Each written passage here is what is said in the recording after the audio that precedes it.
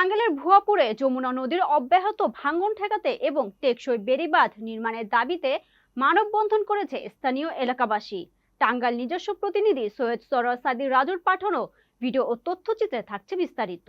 উপজেলার রামপুর গোপীনাথপুর এলাকায় যমুনা নদীর ভাঙ্গন কবলিত অংশে এই মানববন্ধন অনুষ্ঠিত হয়। ঘণ্টাব্যাপী এই কর্মসূচিতে অন্তত 10টি গ্রামের সহস্রাধিক মানুষ অংশগ্রহণ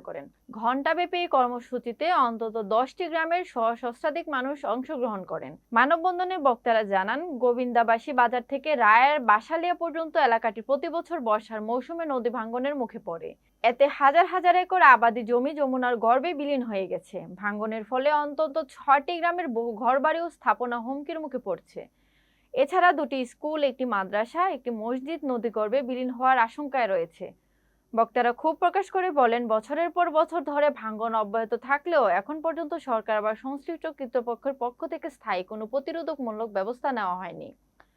মানববন্ধনকারীরা দ্রুত সময়ের মধ্যে গোবিন্দাবাসী বাজার থেকে বলরামপুর পর্যন্ত এলাকায় টেকসই বেড়িবাঁধ নির্মাণের দাবি জানান, যাতে করে জনবসতপূর্ণ এলাকাটিতে নদী ভাঙ্গনের কবল থেকে রক্ষা পায়।